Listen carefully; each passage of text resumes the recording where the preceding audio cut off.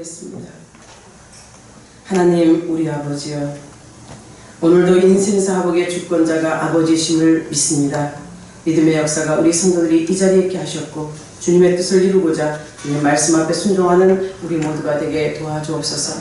성령님, 오늘 이 시간 성도들의 마음 가운데 살아계셔서 말씀이 저들의 삶을 장악하고 이끌어갈 수 있도록 축복하여 주옵소서. 길이요 진리요 생명 되신 우리 구주 예수님의 이름으로 축복하고 기도하옵나이다. 아멘. 할렐루야. 축복에 대해서 굉장히 많은 말씀을 하죠. 축복. 축복받기를 원하십니까? 아멘. 축복받은 인생이 되기를 원하지요. 아멘. 근데 축복의 사람들을 성경에서 보면은요, 효와 무관하지 않아요. 축복의 사람들을 보면 거의 효를 행한 사람들이 그렇게 축복의 사람들이었어요. 진정 저와 여러분들이 하나님 앞에 축복의 인생을 살고자 한다면 효를 행하시는 여러분이 되기를 바랍니다. 에베소서 6장 2절에 가면 이 사도 바울이 그랬잖아요. 내 아버지와 어머니를 공경하라. 하라. 명령이죠? 10계명의 5계명이 또 뭐예요? 내 부모를 공경하라고 했어요. 내 부모를 공경하면 땅에서 장수하여 복을 받는다 했지 않습니까? 이것이 하나님의 명령이라면 하나님의 명령 앞에 불순종하는 자가 불효요, 순종하는 자가 효도하는 자인 줄 아시길 바랍니다. 그러면 여기에서 저는 자유함이 없죠. 부모에게 효도를 행했다, 정말 잘했다, 이런 마음이 부족하죠. 또 여러분들도 내가 부모한테 이 정도의 효도를 나는 효자야 생각하는 사람이 있나요? 많은 사람들이 자기는 남들이 보기에는 잘했을지는 몰라도 자기 스스로는 부족하다는 것을 많이 느낄 거예요. 그것을 겸손이라고 생각할 수도 있겠지만 사실 부모한테 받은 사랑에 비하면 부모한테 그만큼 공경하는 사람이 많지 않다는 거죠. 사랑은 내리사랑이요, 또 치사랑은 없다고 했잖아요. 근데 치사랑이 없다는 것은 어찌 생각하면 사람의 말일 수 있어요. 오늘 성경에서의 요셉은요, 아버지께 치사랑을 올려드립니다. 하나님의 말씀 앞에 순종하는, 하나님의 말씀을 이뤄가는 이 요셉을 보면서 우리의 삶을 한번 접목시켜 봅시다. 사실 우리 기독교는요, 주 안에서 부모에게 순종하는 종교라 그랬죠? 효의 종교예요. 효의 종교. 그런데 그 효의 종교의 사람들이 세상으로부터는 어떤 소리를 듣는가요? 배은망덕한 자라고 그러지? 조상들에게 절 안 한다고 그러지? 불황무식한 사람들이라고도 말하고 있어요. 부모가 어떻게 키웠고요, 어떻게 했는데 조상에게 절하지 않는다고 말하고 있습니다. 세상이 말하는 효의 잣대와 성경에서 명령하신 효의 이 근거는 판이하게 다르다는 것을 아실 줄 믿습니다. 오늘 효도를 한, 이 효를 행한 요셉의 인생을 보게 되면 이 요셉의 삶 속에는요, 항상 하나님 앞에나 그는 아버지 앞에나 형제들 앞에나 효와 형제 우애를 가진 사람인 것을 볼 수 있지. 부모를 향한 효도는요, 자녀들이 축복받는 비결이라 했어요. 성경이 말씀하는 거잖아요. 그리고 하나님의 명령이고 우리 인생들의 본분이라고 말하고 있습니다. 믿으십니까? 그것이 맞다고 느끼시죠? 그렇게 알고 계시잖아요. 꺼져. 요셉은요, 유년기에 아버지의 품 안에 있을 때에도 효자였어요. 근데 어린아이가 얼마만큼 효도를 행해서 효자라고 했을까? 이렇게 생각해 보겠죠. 근데 부모가 자식을 보면서 즐거움을 느끼고 그 자식으로 말미암아 마음에 평안이 있고 위로가 있다면 그 보는 자체가, 그 보여드리는 자체가 효도인 거예요. 오늘 장로님이요, 식당에 계시면서 예인이와 예송이를 데리고 나오기를 원해요. 근데 잘 안 데리고 나와. 불렀어요. 부르면서 말하는 게, 내가 저 아이들을 보면서 즐거움이 있고 마음에 기쁨이 솟아난다, 이렇게 말씀하십니다. 그러면 그 아이들을 보면서 내 안에 기쁨을 느낀다고 한다면 그 아이들은 그 얼굴을 보여주는 것 자체가 부모의 즐거움이라는 그런 말과 같지 않습니까? 이것처럼 하나님 아버지 앞에 우리가 자녀라면 자주 보여드리고 자주 대하고 하나님께 나아가는 그런 여러분이 되기를 소망합니다. 성경이 요구하는 것이 그거예요. 요셉이 아버지의 품 안에 효자였다는 말을 볼 때 옛말에 이런 말이 있죠. 품 안에 자식이라. 이건 무슨 뜻인지 아세요?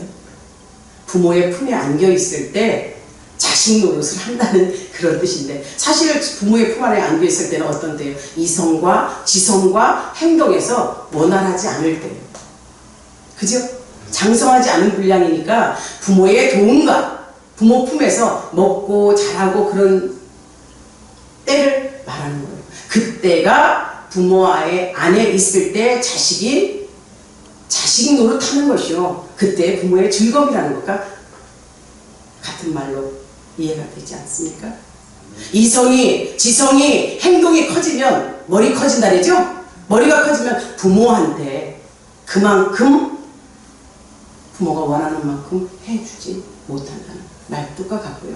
또한 가까이 있을 때 자식 노릇한다는 그 표현과도 같다고 볼 수 있어요.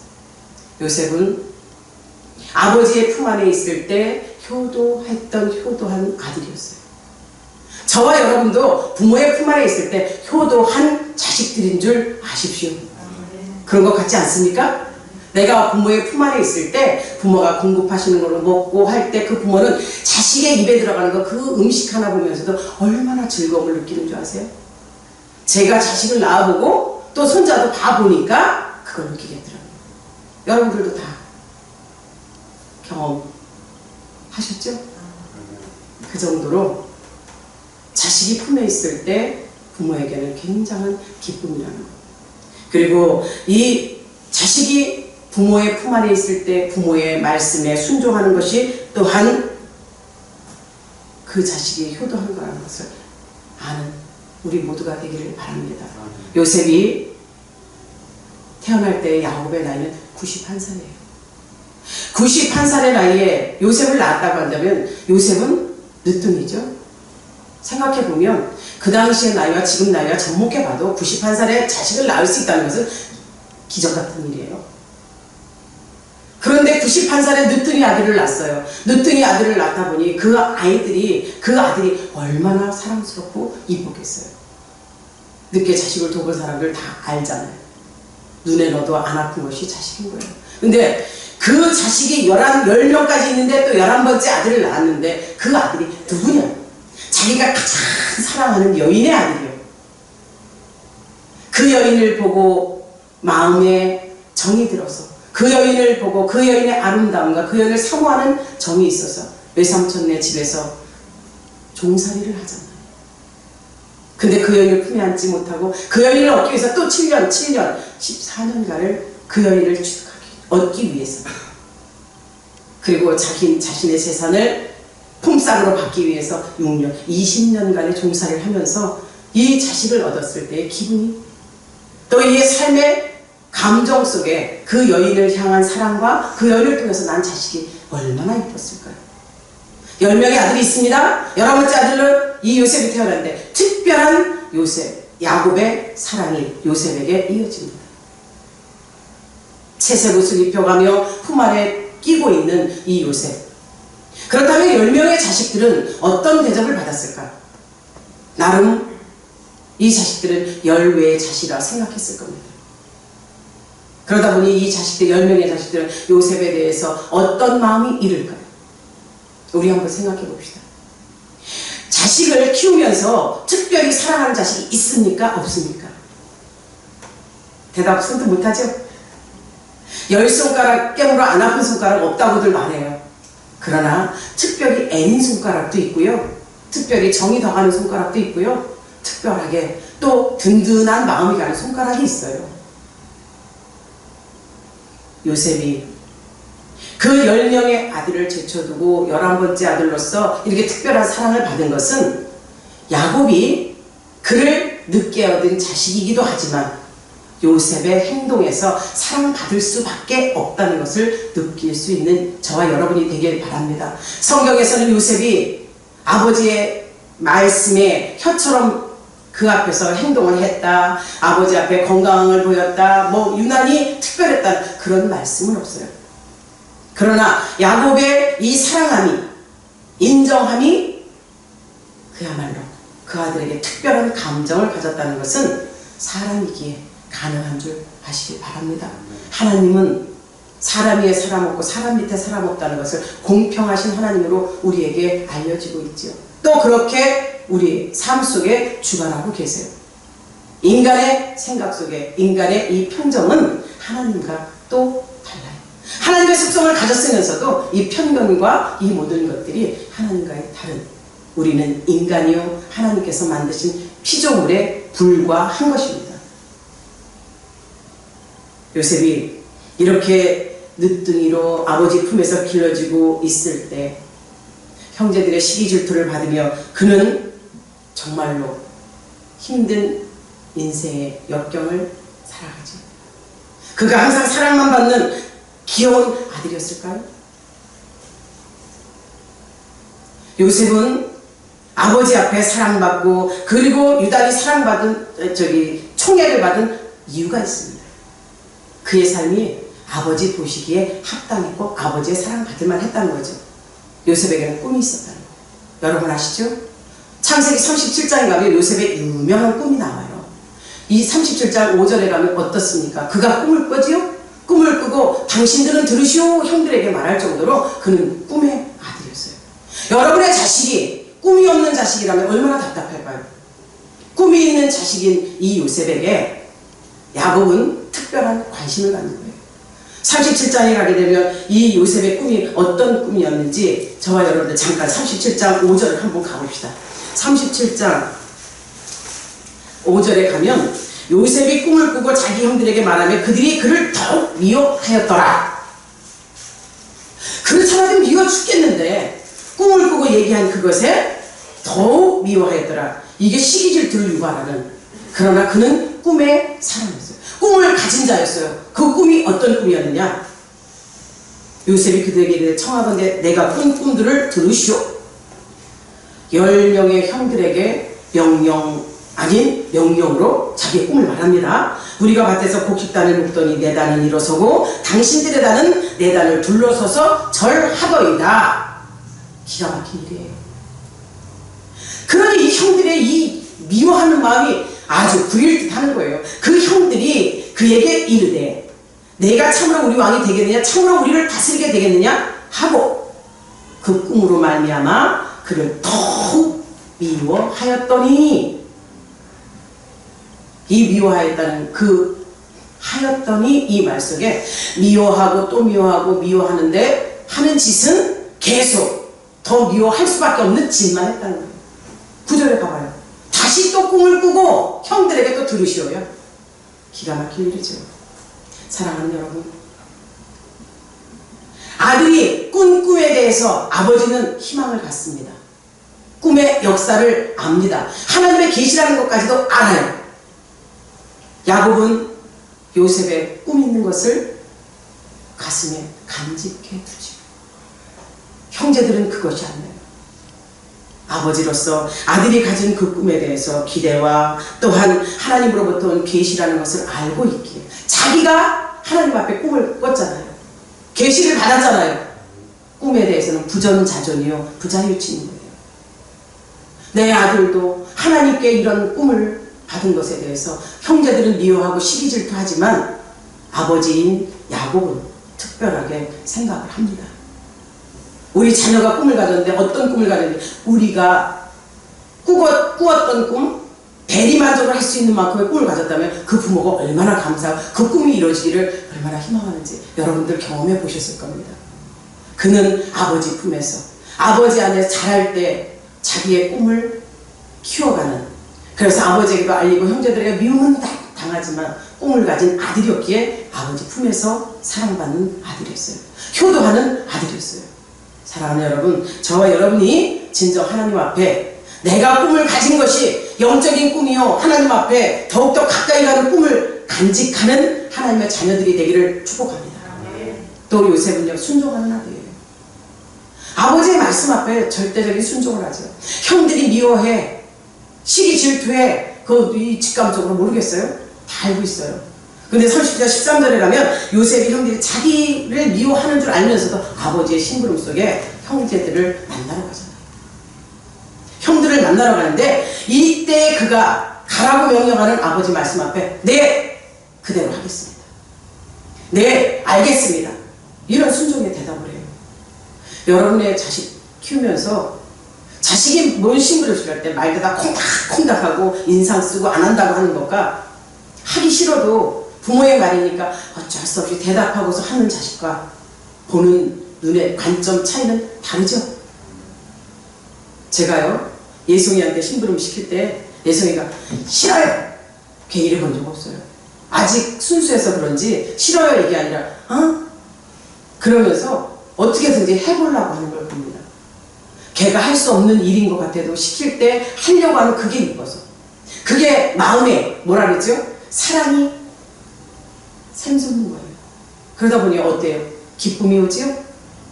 순종하면서 아버지께 효도했던 이 요셉이 품안했죠. 아버지의 품에 있을 때 사랑받는 아들로 효도하는 아들이었다는 사실을 아시길 바랍니다. 단순한 거예요. 효도가 딴 게 아닌 거죠. 부모의 말씀에 예, 알겠습니다. 네, 그대로 하겠습니다. 순종이 부모를 기쁘게 한다는 사실을 아시길 바랍니다. 요셉의 인생의 전환점이 여기서 이루어지는 거예요. 그 순종한 그 형들에게 간 그때가 인생의 전환점이었죠. 인생의 전환점에 하나님 아버지 품속에 있을 때의 사랑받는 효도하는 아들이었으나 이제 아버지의 품을 떠난 장년기 때에도 그는 효자였어요. 품속에서나 품을 떠난 품 밖에서도 효자였던 그는요 창세기 41장에서 45절에 가면요 출세를 합니다.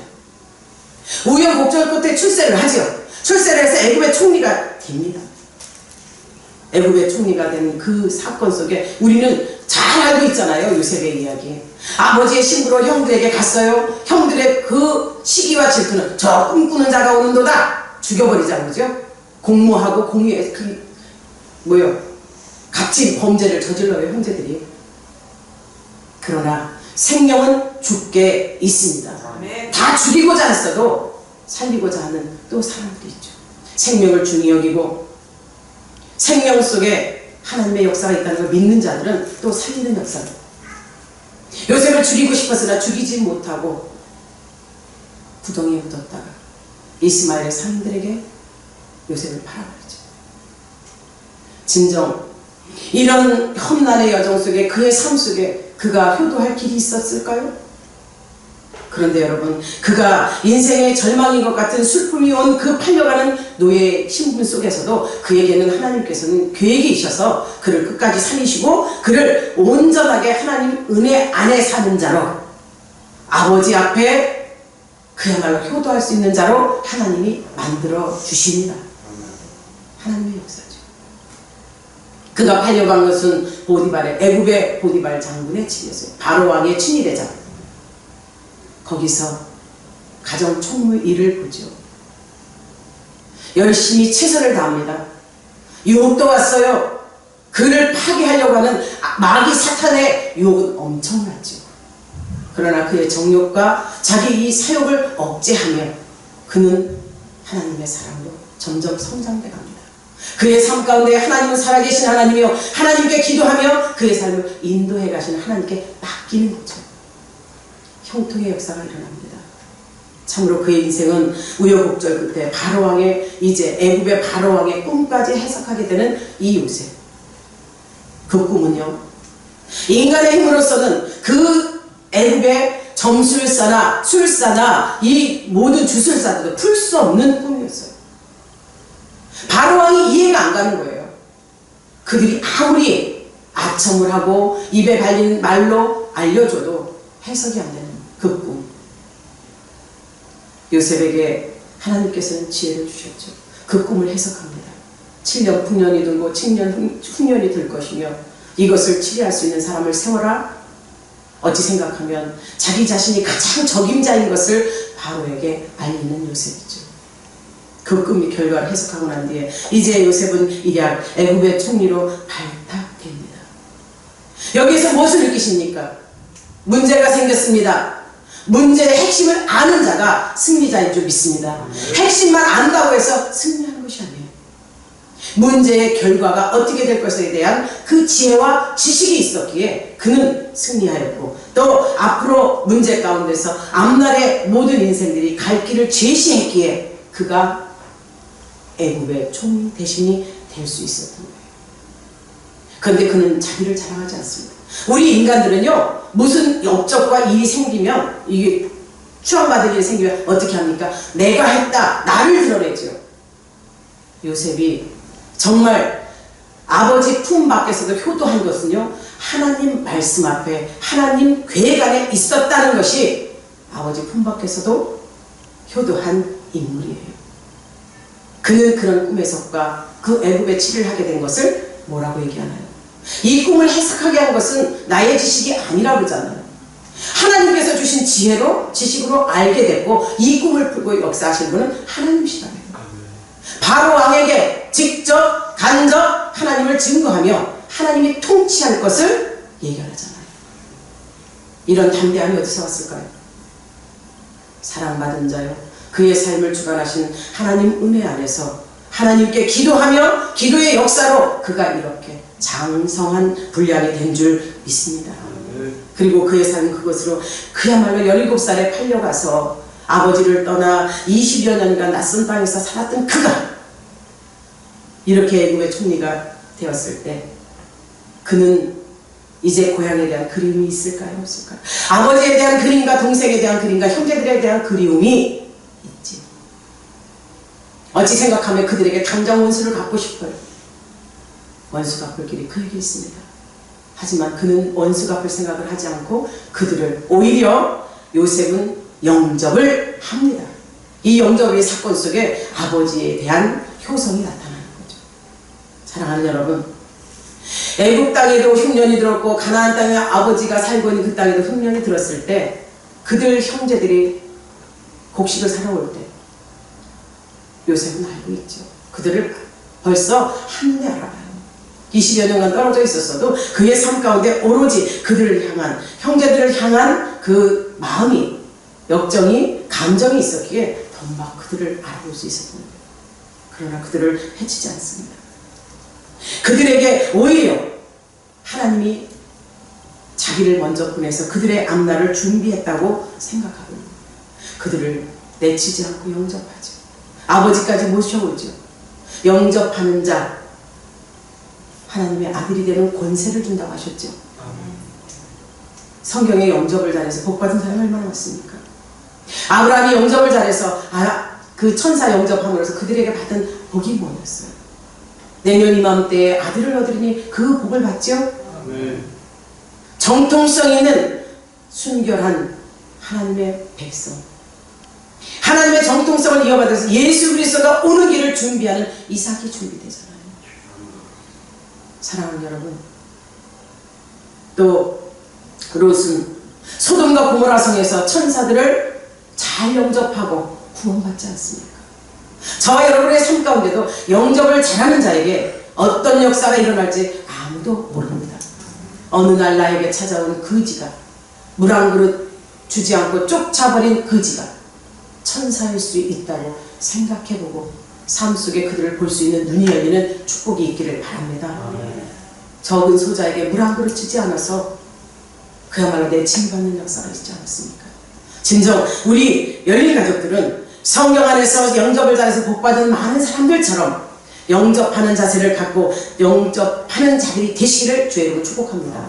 그가 형제들을 영접하고 아버지를 영접하고 가나안 땅에서 모셔오는 사건이 정말 46장에 있지 않습니까? 46장에서 아버지를 모실 때 수레를 갖추고 고산에 올라가서 그 아버지 이스라엘을 맞으며 그에게 보이고 그 목을 어긋 맞춰 안고 얼마 동안 울매, 이렇게 해요. 그동안의 아버지를 잃었던 그 슬픔.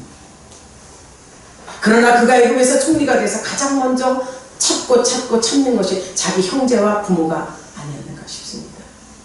그를 만나서, 형제들을 만나서 애끌린 듯한 복수하고 싶은 마음 절대 없었죠.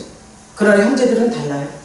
그들의 회개를 충분히 이루어내고 난 뒤에 아버지를 만날 때의 그 아버지 앞에 효도하는 아들이 아닌가요? 여러분은 한번 퀴즈 마크를 더 보세요.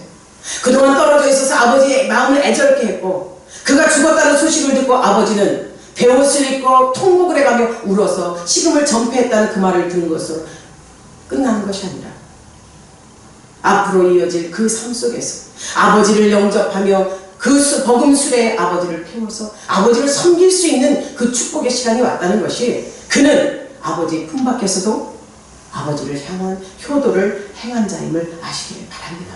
자식이 떠나 있다고 해서 그 자식이 건강한 모습으로 잘 살고 있다는 소식만 들어도 부모에게는 복이고 그는 효도하는 거예요. 요셉은 그렇게 험난한 여정 속에서도 영접을 잘했고 잘 모셔드렸던 그의 삶, 하나님께서 주관하시고 끝까지 승리하는 자로 만들어주셨음을 아시기를 바랍니다. 루디아가, 고넬료가, 또 라합이 영접을 잘해서 축복받은 자들 아닙니까? 사랑하는 저와 여러분은 힘들고 어려울 때일수록 나를 쳐서 복종시키며 하나님의 말씀 앞에 순종하는 자가 되기를 소망합니다. 그들에게 나타냈던, 이 요셉에게 나타났던 그 모든 것들이 이제 오늘 본문의 말씀에 들어가서 야곱이 바로 왕에게 축복을 합니다. 이 말씀에서 무엇을 느끼시나요? 그 세상의 권세 최고의 높은 왕, 그 당시에 애국 왕에게 야곱이 축복을 한다? 이것은요, 세상의 어떤 왕보다, 우상들보다 하나님이 위이심을 증거하는 그런 사건입니다. 어찌 최고의 왕권을 가진 자에게 축복을 할 수 있겠습니까?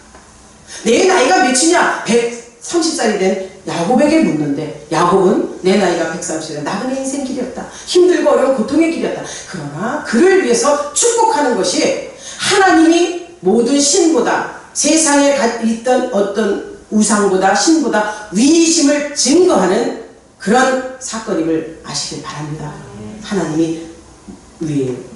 하나님이 위에 계신 분이요, 하나님을 우대해주는 이 사건 앞에 요셉의 아버지 앞에 충성함이, 효도함이 그 아버지로부터 하나님을 증거하는 사건이었음을 기억하시기를 바랍니다. 정녕 우리가 요셉처럼 영접을 잘하고 하나님 은혜 안에 살면서 온전히 하나님의 뜻을 아는 자가 되기를 축복합니다. 옛날에 이런 소리를 들었어요.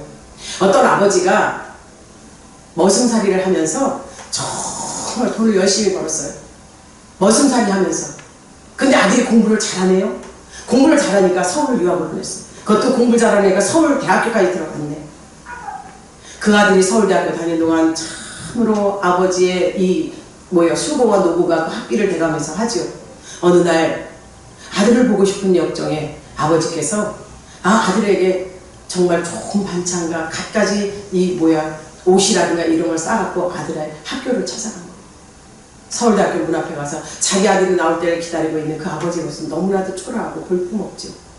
저만큼 멀찌만큼 해서 아들이 나옵니다. 친구들과 어울려서 나오는 그 모습 속에 아버지의 신이 났죠. 반가웠죠. 손을 들어서 아들에게 표했어요. 그 아들이 저 멀리서 보니 자기 아버지의 모습을 너무나 초라한 거예요. 너무나 초라하고 볼품도 없어요. 친구들이 묻습니다. 누구냐고, 저 사람이 누구냐고. 아들 잠시 주춤하더니 하는 말이, 우리 집 머슴이야. 기가 막히죠. 그러니 그 아버지가 아들의 체면을 세워주는 거예요. 예, 도련님, 저 머슴 누굽니다. 아버님께서 이런 걸 이렇게 해서 도련님께 갖다 드리라 해서 가져다 주러 왔습니다. 그것을 그 아들에게 넘겨주고 뒤도 돌아보지 않고 고향에 들어와서 신음시름 앓다가 죽었다는 얘기를 들었어요. 자기 아버지의 모습이 초라하고 볼품없는 그것 때문에 자기가 출세하고 많은 사람들 가운데 있을 때 그 아버지가 부끄러워서 아버지를 영접하지 않는 그 자는 불효자요, 죽어마땅한 자 아니겠습니까? 요셉과 비교할 때 아버지 초라한 아버지죠.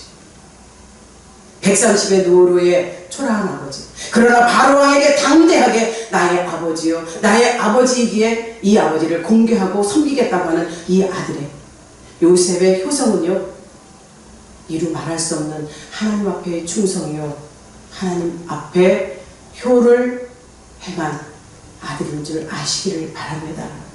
내 부모를 공경하라는 하나님 말씀 앞에 순종이죠. 사랑하는 성도 여러분, 여러분의 마음도 부모 공경함에 있어 부족함이 없도록 항상 기도하며 말씀 앞에 순종합시다. 저와 여러분에게는 부모가 많죠. 세상에 육적인 부모도 있고요, 영적인 우리의 부모가 있지 않습니까?